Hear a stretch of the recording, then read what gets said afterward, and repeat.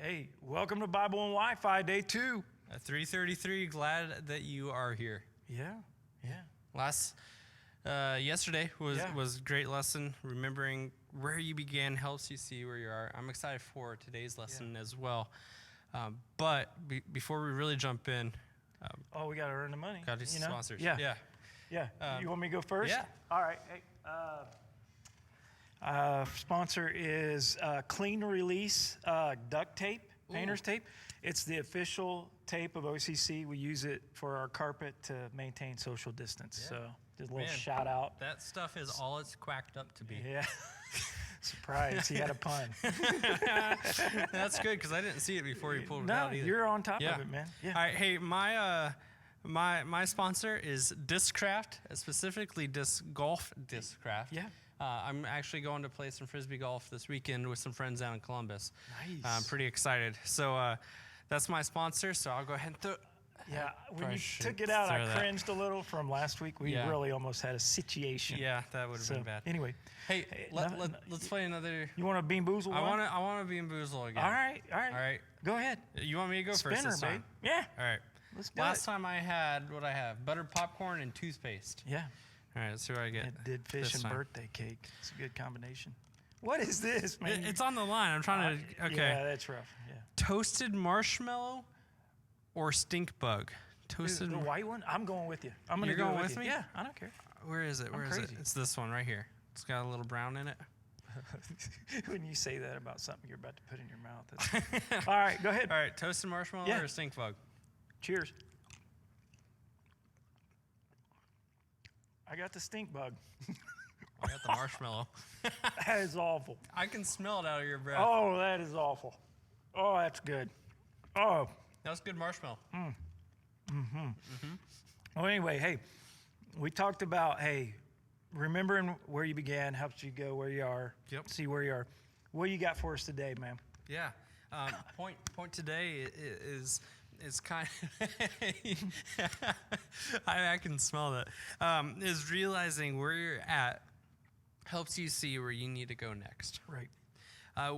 We've been in Isaiah chapter 5 for this lesson, but I also want to jump back a little bit to Psalm chapter 16. Right, we've been in the Psalm all summer. I love pulling stuff out. Yeah. So this is Psalm 16:11.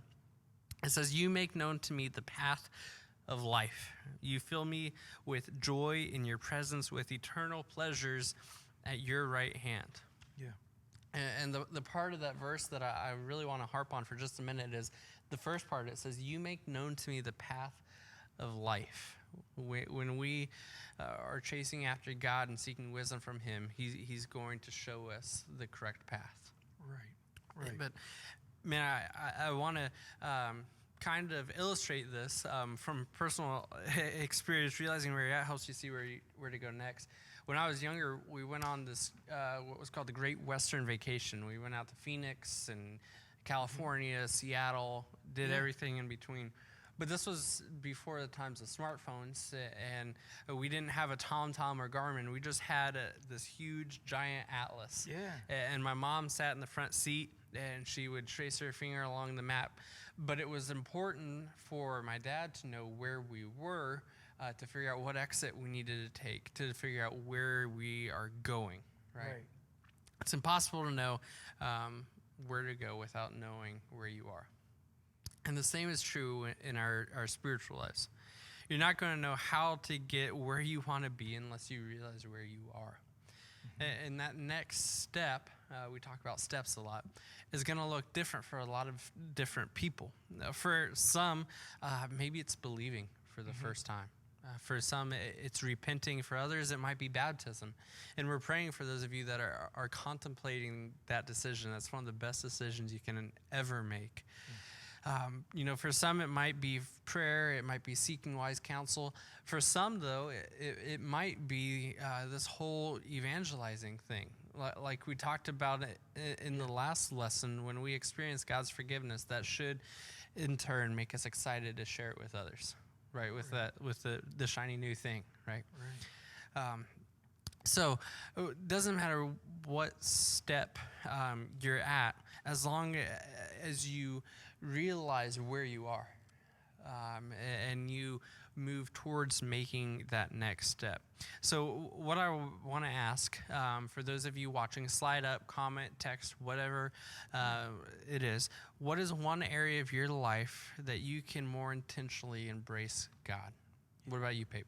Man, for me, it's, we're young grandparents, Kim and I, and just embracing that opportunity to be really, really active and be fun and be around our grandkids, and but using that to help, plant the seed in their life of what God wants to do in their life.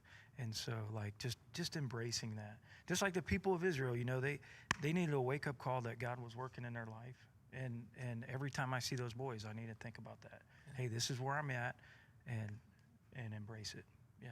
Absolutely. Yeah. And that's an excellent next step that Pape shared. And I really just want to push you guys on this to actually interact with us on this. Please, yeah. Connect, man. What is one area of your life that you need to intentionally embrace God? God's pursuit of you doesn't mean that he's not going to discipline you. Right. That's just the reality. But he'd certainly prefer to embrace people rather than bust you. Even when God talks about discipline, he addresses what he wants to do next to redeem us. Right. That whole discipline part is so that we can grow. Right. Mm-hmm. And that theme is woven. Mm-hmm. That theme is woven all throughout the rest of Isaiah. And it's an awesome theme. So my hope is that you'll realize where you're at so that you can make that next step. And my prayer is that you do make that next step. Yeah.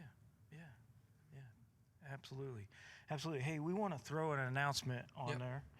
Go ahead, tell us about that. We've got High Voltage. It's returning September 16th. Yep. Man, it's going to be madness. It's going to be crazy. It's going to look a little different, but I'm excited for it. Hey, it's going to be great. Yep. All right. Hey, we'll see you on Wednesday. Yep.